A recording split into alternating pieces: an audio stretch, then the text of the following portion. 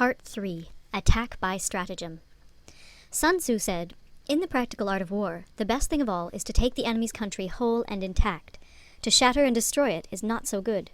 So too, it is better to recapture an army entire than to destroy it, to capture a regiment, a detachment, or a company entire than to destroy them. Hence, to fight and conquer in all your battles is not supreme excellence. Supreme excellence consists in breaking the enemy's resistance without fighting. Thus, the highest form of generalship is to balk the enemy's plans. The next best is to prevent the junction of the enemy's forces. The next in order is to attack the enemy's army in the field. And the worst policy of all is to besiege walled cities. The rule is not to besiege walled cities if it can possibly be avoided. The preparation of mantlets, movable shelters, and various implements of war will take up 3 whole months, and the piling up of mounds against the walls will take 3 months more. The general, unable to control his irritation, will launch his men to the assault like swarming ants, with the result that 1/3 of his men are slain, while the town still remains untaken. Such are the disastrous effects of a siege. Therefore, the skillful leader subdues the enemy's troops without any fighting. He captures their cities without laying siege to them. He overthrows their kingdom without lengthy operations in the field. With his forces intact, he will dispute the mastery of the empire, and thus, without losing a man, his triumph will be complete. This is the method of attacking by stratagem. It is the rule in war, if our forces are 10 to the enemy's 1, to surround him; if 5 to 1, to attack him; if twice as numerous, to divide our army into 2. If equally matched, we can offer battle. If slightly inferior in numbers, we can avoid the enemy. If quite unequal in every way, we can flee from him. Hence, though an obstinate fight may be made by a small force, in the end it must be captured by the larger force. Now the general is the bulwark of the state.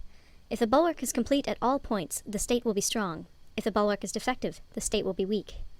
There are 3 ways in which a ruler can bring misfortune upon his army. 1. By commanding the army to advance or to retreat, being ignorant of the fact that it cannot obey. This is called hobbling the army. 2. By attempting to govern an army in the same way as he administers a kingdom, being ignorant of the conditions which obtain in an army. This causes restlessness in the soldiers' minds. 3. By employing the officers of his army without discrimination through ignorance of the military principle of adaptation to circumstances. This shakes the confidence of the soldiers. But when the army is restless and distrustful, trouble is sure to come from the other feudal princes. This is simply bringing anarchy into the army, and flinging victory away. Thus, we may know that there are 5 essentials for victory. 1. He will win who knows when to fight and when not to fight. 2. He will win who knows how to handle both superior and inferior forces. 3. He will win whose army is animated by the same spirit throughout all its ranks. 4. He will win who, prepared himself, waits to take the enemy unprepared. 5. He will win who has military capacity and is not interfered with by the sovereign. Hence the saying, if you know the enemy and know yourself, you need not fear the result of 100 battles.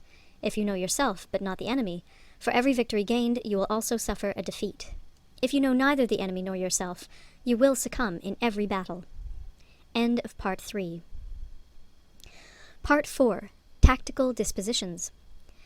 Sun Tzu said, "The good fighters of old first put themselves beyond the possibility of defeat, and then waited for an opportunity of defeating the enemy. To secure ourselves against defeat lies in our own hands, but the opportunity of defeating the enemy is provided by the enemy himself. Thus, the good fighter is able to secure himself against defeat, but cannot make certain of defeating the enemy. Hence the saying, one may know how to conquer without being able to do it." Security against defeat implies defensive tactics. Ability to defeat the enemy means taking the offensive. Standing on the defensive indicates insufficient strength. Attacking, a superabundance of strength. The general who is skilled in defense hides in the most secret recesses of the earth. He who is skilled in attack flashes forth from the topmost heights of heaven. Thus, on the one hand, we have ability to protect ourselves, on the other, a victory that is complete. To see victory only when it is within the ken of the common herd is not the acme of excellence. Neither is it the acme of excellence if you fight and conquer, and the whole empire says, "Well done!" To lift an autumn hair is no sign of great strength. To see the sun and moon is no sign of sharp sight. To hear the noise of thunder is no sign of a quick ear. What the ancients called a clever fighter is one who not only wins, but excels in winning with ease. Hence, his victories bring him neither reputation for wisdom, nor credit for courage. He wins his battles by making no mistakes.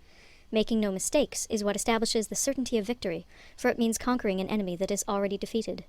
Hence, the skillful fighter puts himself into a position which makes defeat impossible, and does not miss the moment for defeating the enemy. Thus it is that in war the victorious strategist only seeks battle after the victory has been won, whereas he who is destined to defeat first fights and afterwards looks for victory. The consummate leader cultivates the moral law and strictly adheres to method and discipline. Thus it is in his power to control success. In respect of military method, we have, firstly, measurement, secondly, estimation of quantity, thirdly, calculation, fourthly, balancing of chances, fifthly, victory.